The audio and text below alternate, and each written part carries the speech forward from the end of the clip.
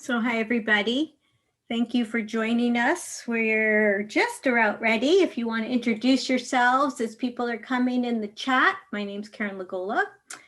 I will be presenting, but if you want to just pop in the chat where you're from, what you teach, that would be great as we're all getting ready.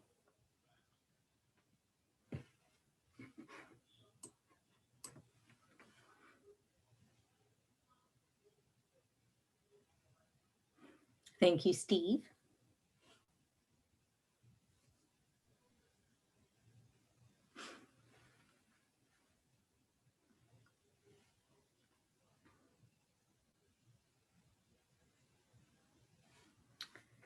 And I think it is 11, it's right, or 11:40. Am I right about that? So I should probably get going. So if anybody would just put in the chat where you're teaching. Great. At Tech Coach in Palmdale, welcome. So I'm going to share my screen while you're doing that.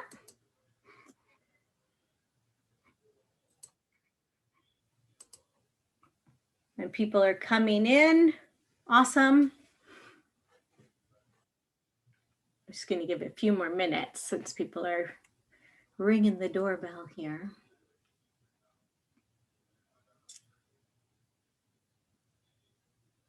Fabulous. So if you're just coming in, we're just introducing ourselves in the chat.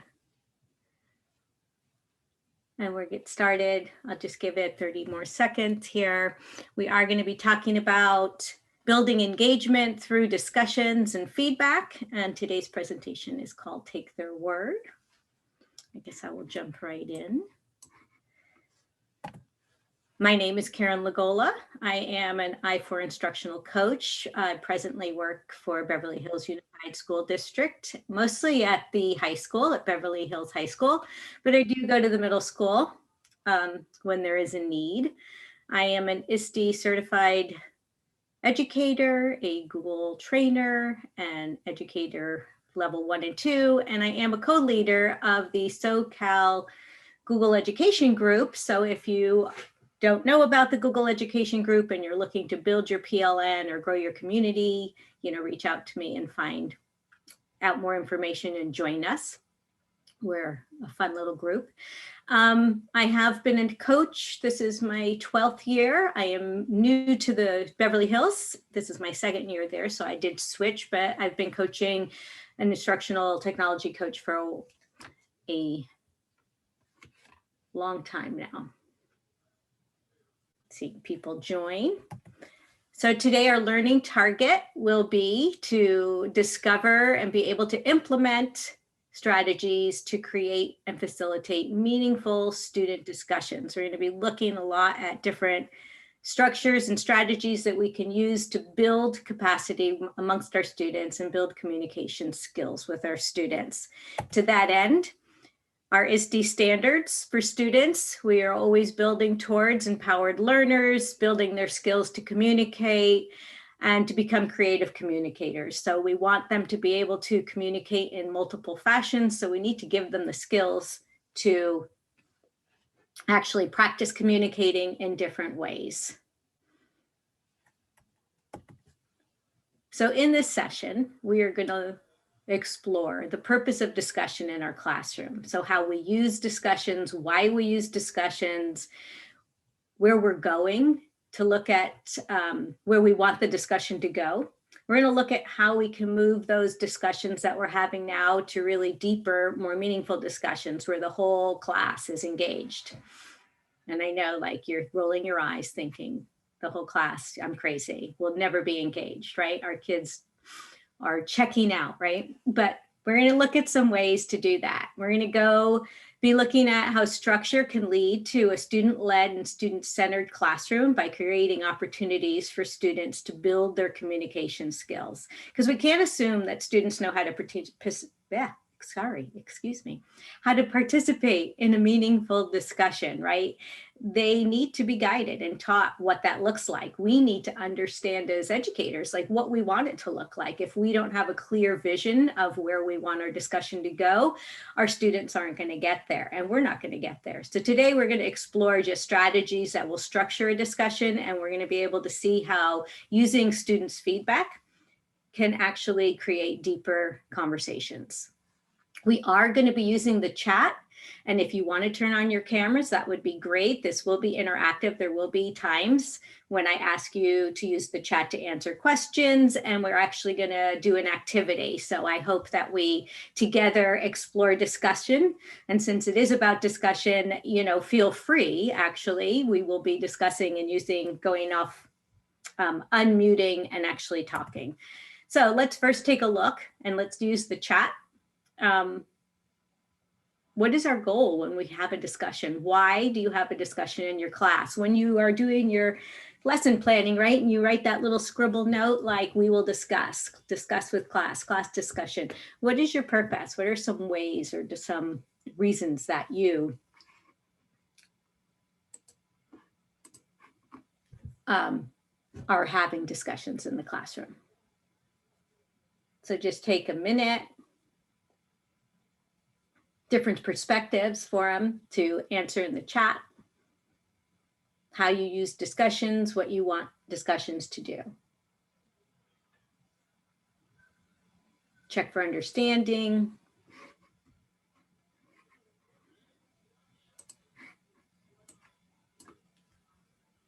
What are some other ways that you're thinking of?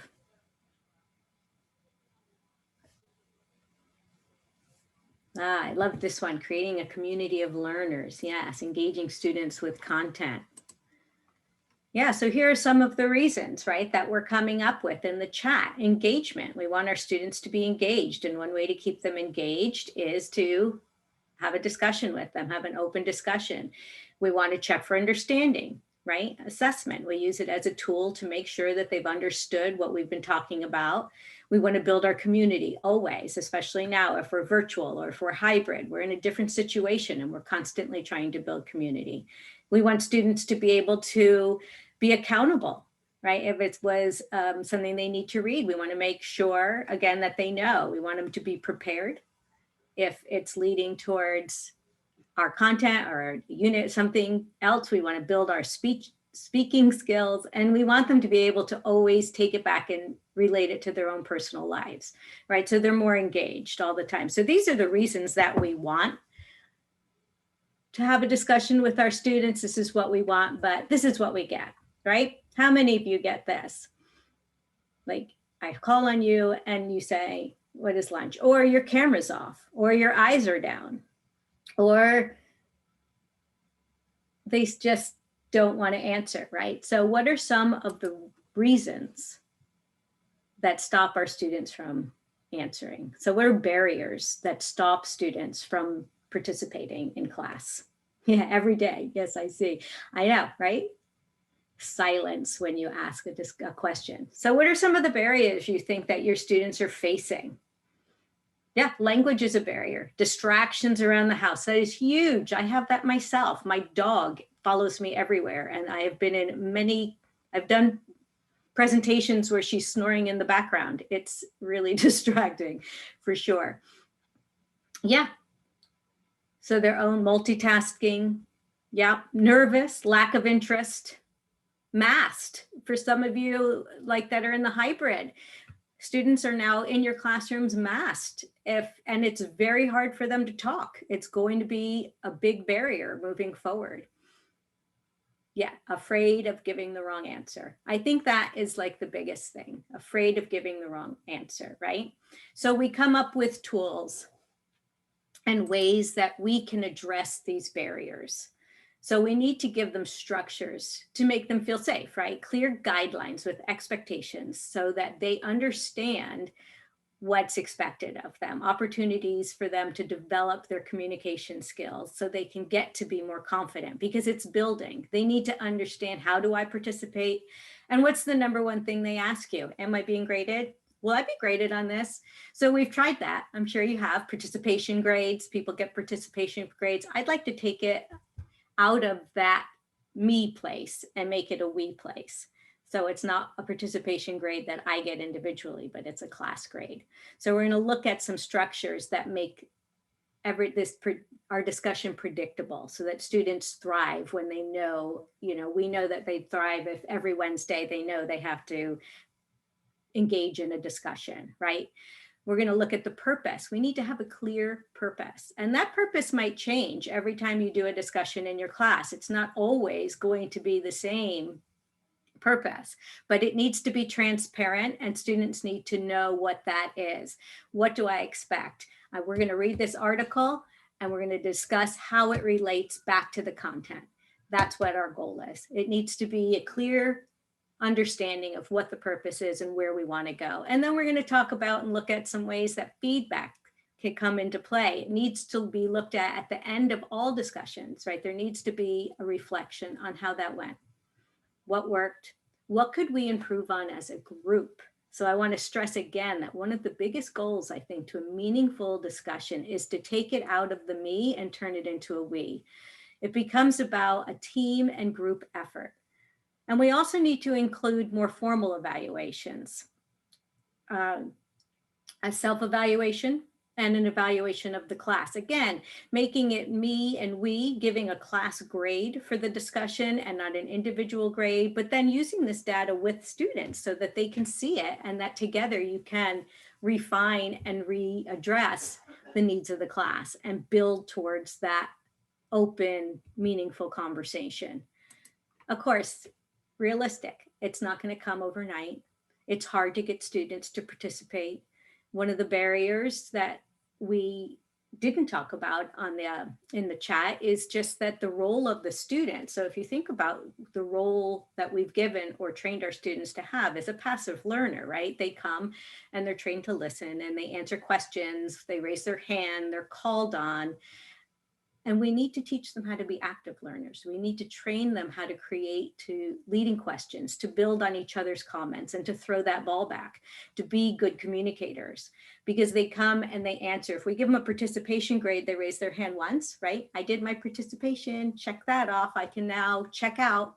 That's what they're doing. We need to keep them engaged the whole time. So we're going to look at some strategies that can introduce like kind of the slow roll of how to get students to communicate. And we're actually going to try one. So this is going to be an interactive, I'm a little nervous about this, doing it with all of you, but we're going to do this together. We are going to engage in a fishbowl activity. You might know fishbowl as a Socratic seminar, right? Some people call it that, but basically the idea is the same, that part of the class is having a discussion in the middle. It can be a small group, or it can be, and then there's an outer circle that's watching. And I love this activity as a way to kind of make students aware of what discussion is. Listeners. So the outside circle, you're training them how to be listeners. They're listening to what's happening in the middle. And in the middle, you're taking those students and you're giving them this opportunity to start discussing. So it's a way to kind of slow roll. Here's what we're going to do in our class. We're going to have this discussion. So what I'd like to do with you guys is I'd like us to have a fishbowl discussion. So I'm actually going to put this link in the chat, and I'm going to ask 4 of you to be my fishbowl people. And I'm going to, so this is what is in the chat, and everybody can open it, but I'm actually going to ask, maybe I can ask my moderator. That would be a good person. Steve, would you be one of my fishbowl people? Can I make you be my clownfish? Is that something I can ask of you? Sure. Excellent. And be off mic. So if I ask you, I'm going to ask you to be off mic.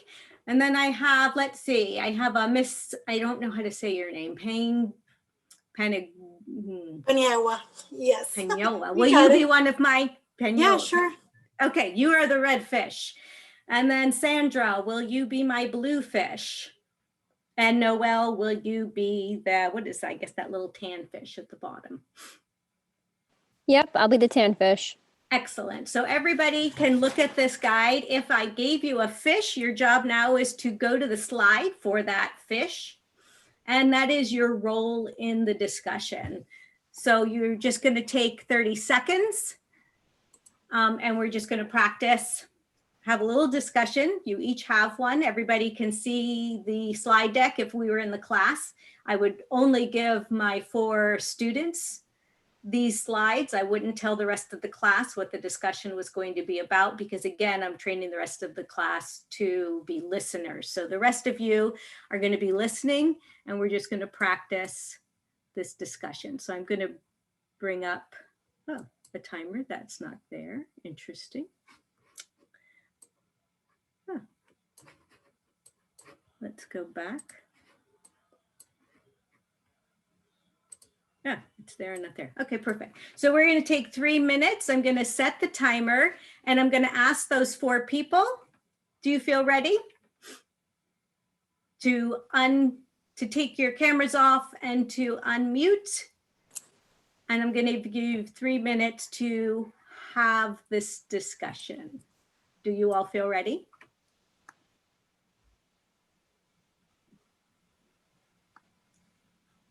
If you're in a space and you're not prepared to take your camera off, I totally get that. But if I asked you to do it, if you could just unmute and let me know, that would be great.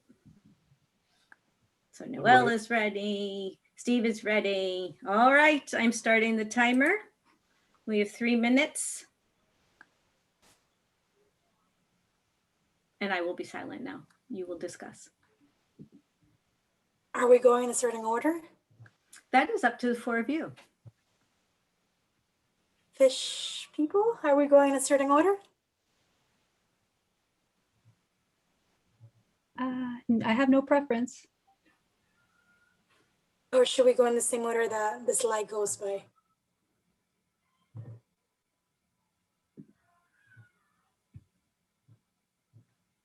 Sounds like you've got a great idea. Let's start with that. Yes, perfect. Awesome. So I'm gonna share, let's see, who's my yellowfish discussion? Your role? Oh, okay. So you're gonna share the definition of discussion?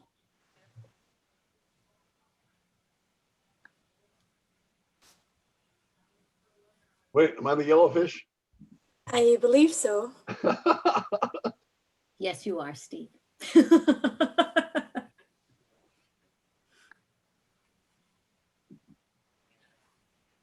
Whenever Okay, you're ready. so my process rule. I'm going to share the definition of discussion, sure that the meaning is understood by all, and that you are modeling discussion. I offer examples of whenever I can, and I use academic language. That's my role. That's my role as the process role in the yellowfish.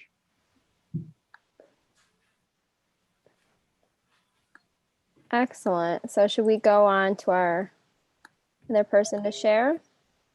Yeah, definitely. I'm going to share the definition of debate. So it's a formal discussion of a particular topic. Some people might have different opinions, and that can become an argument. Does that make sense? The definition, discussion. Give me thumbs up or thumbs down. Thank you. I didn't see anybody else. And who is the blue fish? Okay. And for the position role, just continue to ask questions.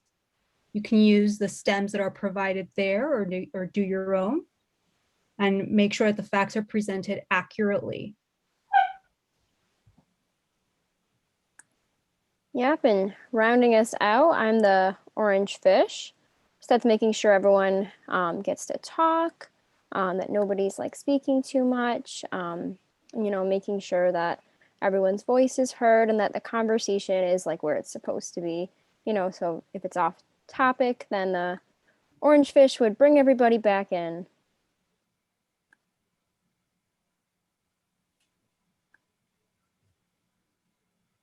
So I guess my role will be to continue to ask questions to get you going and continue this discussion. Exactly. That's our timer. But you know what, guys? I was nervous to do that, but I will tell you, I think that was perfect, because that's exactly the kind that happens in your class, right? We had an awesome example of how a discussion, if I gave this to students, would have the same, we are just like our students, right? We're not sure what to do, how to have that discussion. So do we think from that, my other students that were not in the 4, do you understand the difference between discussion and debate? Add it in the chat. Were you able to get that from the discussion that just took place? And just jump in the chat. You can say yes or no. You can say discussion is this. You can answer any way you want. But from what our little exercise was, the point of the exercise was, of course, to just show that if we have our 4 students and we give them this opportunity to discuss, the rest of us are listening. Yeah, we had a hard time understanding the difference. And there is a difference, and it's important actually. The difference between discussion and debate is an important one for our students to understand. So in debate, there's something to win. If I'm a debater, my point is going to be, I want my point to be heard, because in the end, I have this feeling that I can win the debate. When it's a discussion, all opinions matter. And it's not opinions that are going to be played off each other. And that's an important difference that our students need to understand when we ask them to engage, because class discussions can turn into debates sometimes. So thank you, the 4 of you. I put you on the spot and you did a fabulous job. Thank you so much for allowing me to do that to you. You didn't know you were coming to a session and then having to do that. So the next step as a class is we would reflect on that. What went well? What could we improve? So what could we have improved? What could I have done different? What could have been better? So let's start with the 4 people in the middle. What would have been better to make that a better, what could have been improved upon? And you can put in the chat, or you can unmic yourself. I'm fine with you coming off mute and just telling, what went well and what didn't go well. Well, I like that you provided what the roles are, but I just would have liked a little more guidance. Like, who goes first? Exactly. Right. Yeah. And that's the number one thing that kids would want too, right? They would want that. And I've done this with students exactly the same way. And some groups of students in the time beforehand would say, okay, and they would plan it. And others, it would be exactly the same. They didn't get that. And that would be the next discussion. So all of these, this structure, this conversation is building to get our students to understand that when they are in these groups, I did this with 2 classes, and one class, and we did it as groups. So I put 4 kids in a group because, there were bigger classes. We were doing groups that came together. Each group had an article and they came back. And some of the groups in their breakout rooms gave each other roles. You say this first, and then I'm going to ask this question. They had it all planned, and others didn't discuss it at all. So it's interesting how we get there. But what we want, our goal, right, is to get everybody to that place. So that's one thing we could improve. The next time we did this in class, because we just talked about it, we would improve. We would give more lead in, more time for you to plan together, right? The time I gave was read your roles. It wasn't this together time. So that's a way that we can do it. So Fishbowl is one tool that I like I said, just because it builds us the capacity to start our whole class to discuss, because it's our discussion with a small number of students. So the kids in the middle at first would be your hand raisers, the kids that always have their hands up. Those are the kids that you can count on, that you can put in that middle place, and that they can have a discussion and the rest of your class can watch. Other tools that are like this, and I'll put the link to my slide deck in there. I didn't, it was on there. Oh, I should put it in now, huh? Actually, maybe I can grab one of the, I will put it in at the end, but one of the other tools that I really like is Thin Slides, which is an Edu protocol. If you're not familiar with it, it's great. It's basically each student gets one slide and one picture and one word. So they get one slide, they go to one slide, they use one word, one picture that relates back to the content or extends their learning in some way or summarizes what they just read. And then they're given 30 seconds where they have to present. So I like this again for that same structure, that they know that they're going to have to present, and it just gets them talking. It's a way to get everyone in your class to talk. And the whole process can be 5 minutes, right? This can be a short thing that you do at the end of a week, that always we're going to do this thin slides. We're going to wrap up whatever we were learning, and we're going to do one word, one slide. And now you're going to 30 seconds, you're going to talk, because the more we get them talking and presenting in front of people, then we can build and we can actually have more meaningful conversations with them in class. So they have 30 seconds to make their claim. I like that they have to visualize, and I like that they have a text representation of what they've learned, and that it's this great routine. The others, speed dating. Speed dating is one of my favorite things. And yes, it's exactly like, speed dating, where you get and you sit in front of somebody. I've used this in classes for algebra review tests, right? One kid is the one working out the problem. You come sit with me. I teach you this problem. We get up, we move every minute. And then so everybody in the class gets to be taught a problem, gets to be the teacher. By the end, all the skills that I need for my test, I've just sat down and I've seen and I've learned one-on-one, but I've also had conversations with kids in the class. Like, we've all talked about it. We've all looked at it. So it's a great way to just get our kids to talk in a different way. And it works also virtually. I've done it, kids in breakout rooms, you have to kind of move them, rotate them around. So it does get a little bit work on you to do that, but it's a great way to get them to discuss a concept, or just to give them some more confidence and build up to a bigger discussion. The pinwheel and the snowball start small. It sounds just like snowballing. They snowball into a bigger one. So it starts small and then it builds into a full class discussion. So it's kind of like Fishbowl, but it's a more organized discussion where you have groups that are discussing different pieces of things, and then it all comes together. So those are all resources. And when you do get my slide deck, I apologize that I didn't put it in. I should actually, let's see if I can grab my link for you. If you put it in there, I'll stick it in the schedule for you, Karen. Yeah, I looked. I actually, thank you, Lisa, was gonna, and then somebody else's was there, so I got confused whether it should be mine or not. So there, I think that is it. Okay. So I didn't want to wreck the schedule. That's why I didn't put it, because I didn't know if that was somebody's for a different presentation, and I should put it in.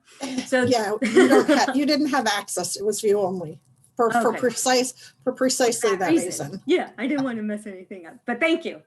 Okay, sure. For doing both those things.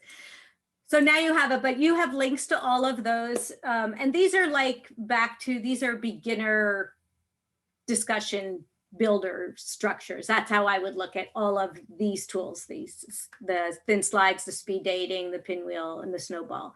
But we are going to now dive into another one. And this structure is called a spider web. And if you're familiar with it, just let me know in the chat if you've heard of a spider web before. This actually grew from a teacher that I've been working with at the high school. Her goal, she's been having issues getting her students to engage, right? And so she came to me and she asked me, like, Ken, what is something that we can do? And so we together decided that the spider web would be a great tool to try with her students. Oh, okay. And get them talking. So spider webs is actually, you visualize, you illustrate your conversation.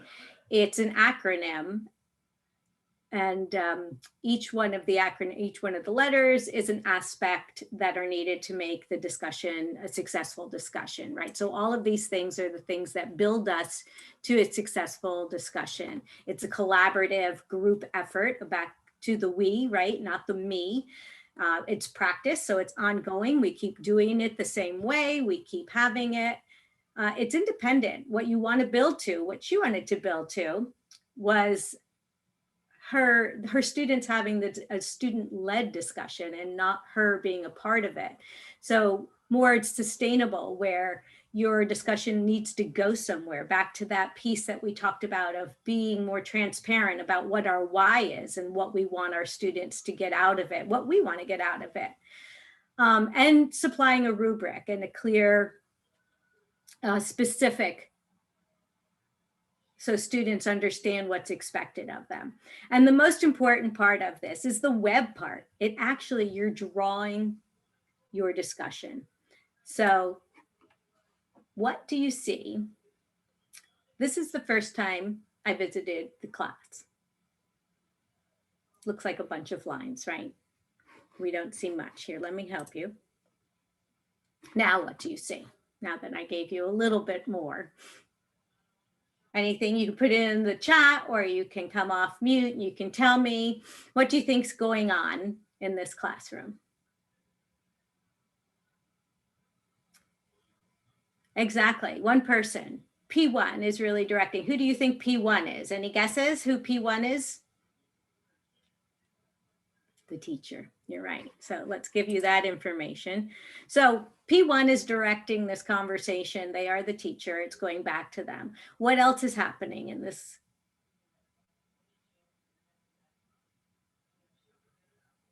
Anyone else want to jump in? Looks like it's like tracking data, like in a sense of like where conversations are connecting. Exactly. So we are looking back and forth. So this conversation, P7, right? Not everyone's participating. No, not at all. We have some heavy hitters. P7 is talking a lot. Who's that kid in your class? You all have one, right? That's talking a lot. P7 is that kid in this class. P6, P3, they're talking. Everybody else, they're not talking, because they're used to P7 talking, most likely, but they're not talking. And it's really teacher-led.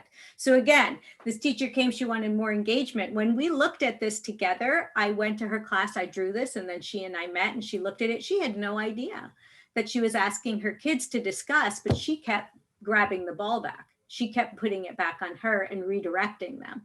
So she had to take herself out of that role, because what she really wanted was for them to have a discussion about the work. And this was an article. The students in this instant, for this discussion, the students were given an article 5 minutes before the discussion. They were given the article, they went and they read it, they prepared, they came back, and we had this discussion. The discussion ran about 15 minutes, and this is what it was. And it was, they were directed to have a discussion based on the article and to use the article as,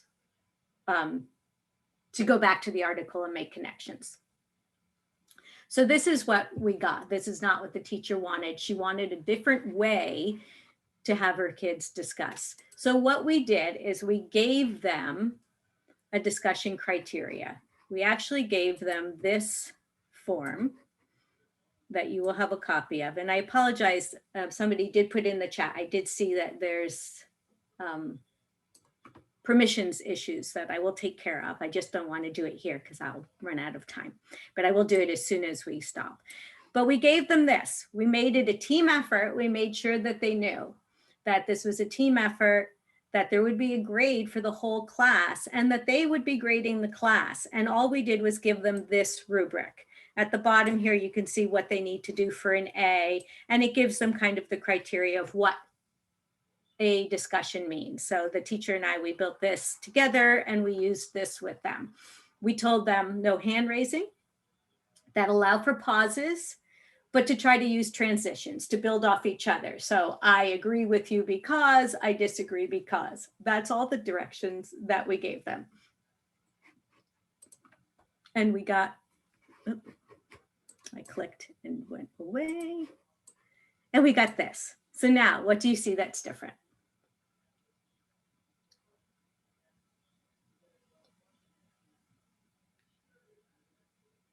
You can come off mute, you can put it in the chat.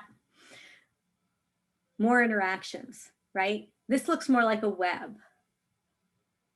The teacher started it and then it went and it's bouncing around. Not everyone spoke. We still have some outliers, right? This is a small class. And we definitely still have some outliers there that did not participate, but for the most part, everybody, definitely more students participated, and they bounced off each other. What didn't happen is they didn't dig deeper. They did use transitions. The reflection after was that we saw like students definitely were building on like, I agree, I disagree, but they weren't making connections back to the article. And for this one, actually, they were given the article the night before and they were allowed to read it the night before, which actually was their request. So we also gave them reflection forms. So at the end of the discussions on both the discussions, the first and the second one, at the end, we had that reflection, just like we tried to do in our fishbowl. What did we do well? What did we not do well? What can we do better?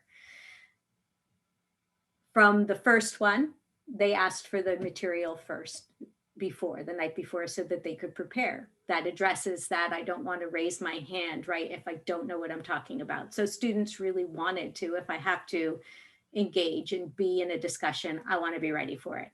So we gave them that the night before. And then we, at the end of the second time in the class, we again asked a reflection, but we also gave the students evaluation. So we gave them the self-evaluation form, which asks them, what drove your participation this week? What helped or hurt you?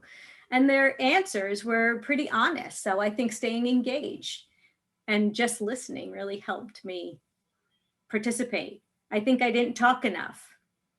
I asked many questions, which helped my participation. So there's somebody who's understanding. My curiosity and interest helped me participate more.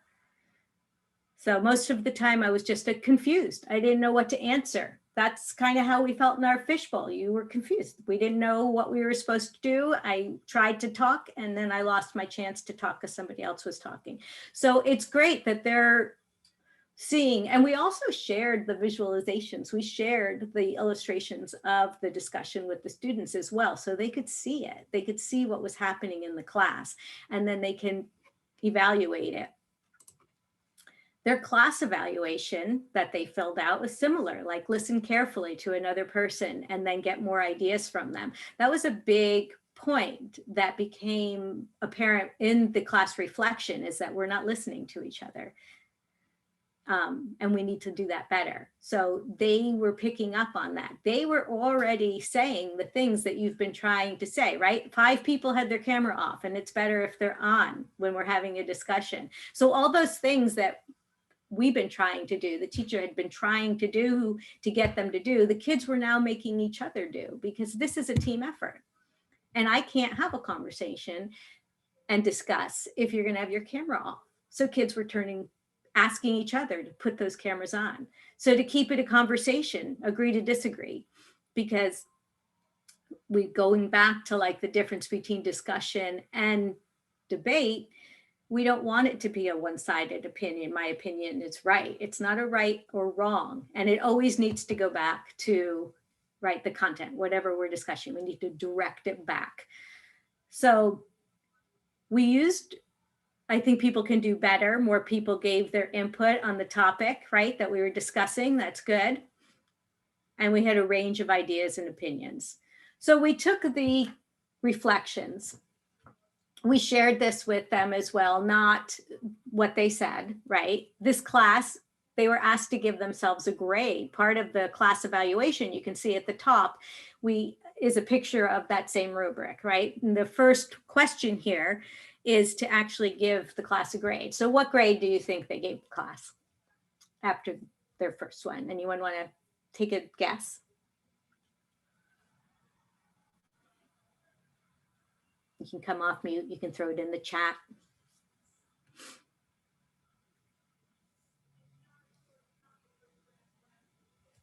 No takers? Okay. Well, they gave themselves an A because they thought they were grading the class. So all of them, even though they kept saying, yeah, they gave themselves an A, even though they knew, they thought though that she had said, you're going to grade the class. So let's put in an A because she's going to give us an A. So she went back and they had a discussion and they actually said that, well, you said that we were great. So we just thought we'd give us all an A. And so she said, well, no, because what we're going to do is look at what you thought and look at what I thought. And I think you were a C and this is why. And at the end of the reflection, the next day, yeah, they all agreed that you're right. You know, we were a C.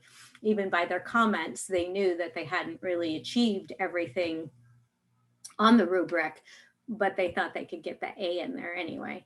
So it's important to look at this and refine it. And so from that, we kind of refined the process, and we made one of the students the illustrator. And then we gave them the jobs similar to the jobs that were used in the fishbowl. We did a connector, a person who was going to always connect it back. If it got off topic, it was connected back to the content, and we made somebody the provocateur, or the person who's going to be like asking questions, filling those blank spaces, right? So we went back and the student drew this. So do you notice anything different in this one? I mean, still you don't have everyone in the class, but what's happening up here? Like, the teacher didn't even open it. The kids started the discussion and ran it. And most of the kids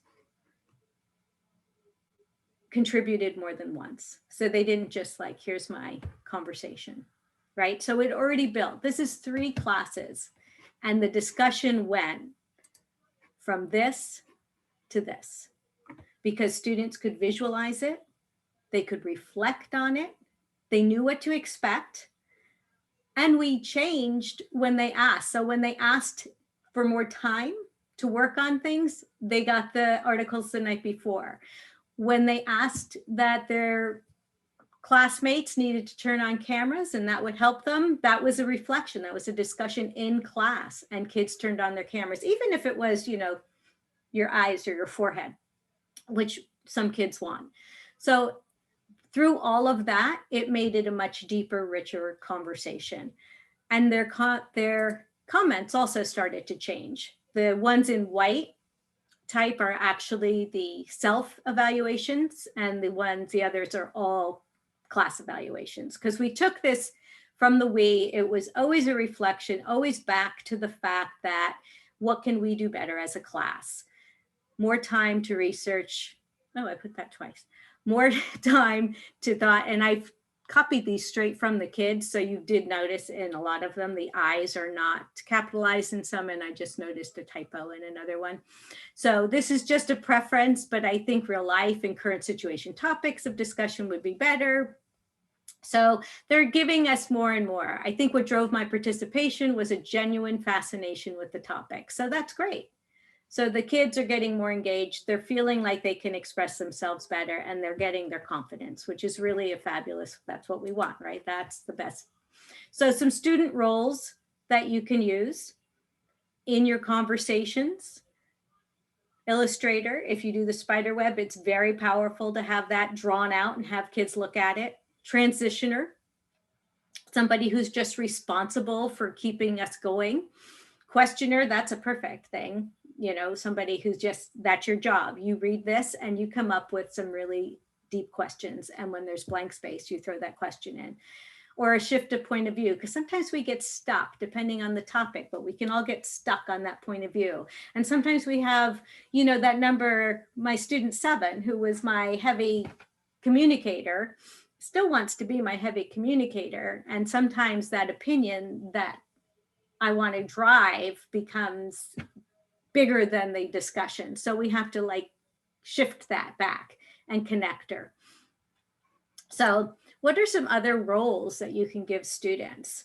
One of the things about giving students those roles too, and I'll let you answer in the chat what some roles are that we could give students when related to discussions. But the power of giving students roles is their agency that they feel more connected. They're more apt to join the discussion, they feel empowered. And we need our students also to just build that confidence. It's constantly building confidence. And I think, especially now, like in our virtual world, I know that students have lost a lot of that. It's been a difficult time for all of us to be as separated as we are. So our communication skills, our confidence skills about discussing has really been challenged.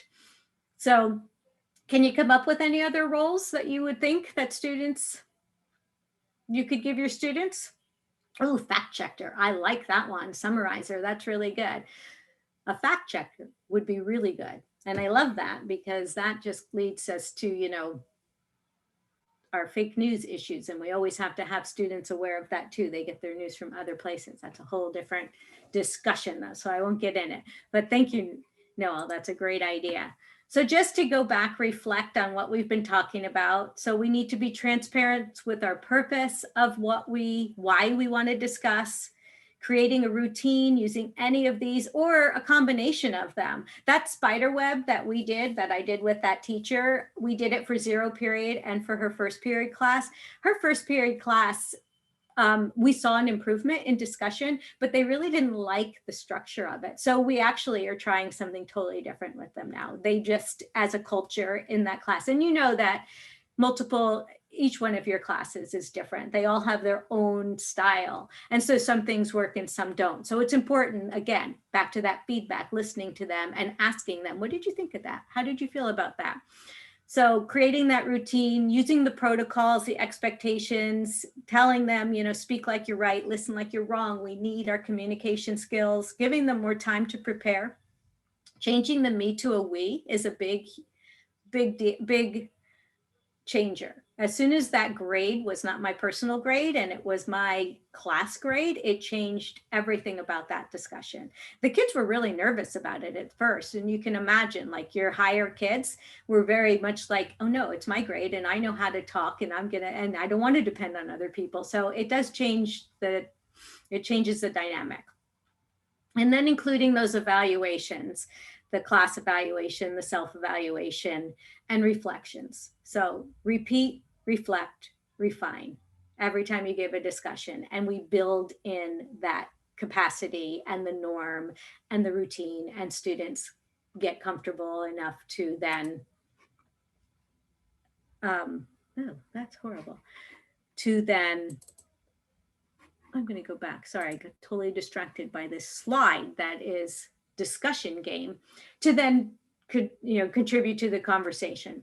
So this is the discussion game, and it's all blurred, which I didn't notice when I practiced.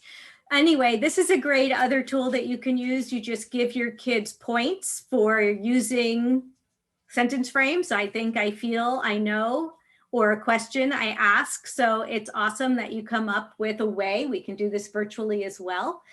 All of these, I think, are virtual and can be hybrid, in class, however we are. But this is another just fun way to gamify and get them to participate and to give them points.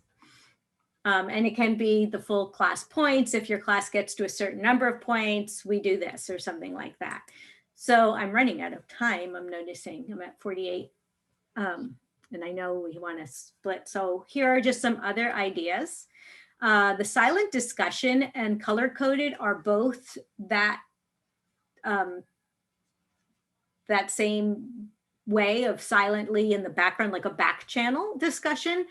The silent discussion is a slide deck, and the color coded is a shared Google Doc where students get to choose their color of what their name and their conversation will be, what their contributions will be. And they kind of have a discussion that way on a collaborative document. And that works too. And it's actually nice to have a combination of these ways. The other tools on that slide are Parlay and GrokSpot, which are both really wonderful discussion platforms. They're freemiums that you get a lot from the free part, but then they do at some point want you to pay, but you can still use a lot of their prompts. Parlay allows you to actually run a conversation through them. So you can have it as a silent one, you can have it as a verbal face-to-face one. So they have a lot of options.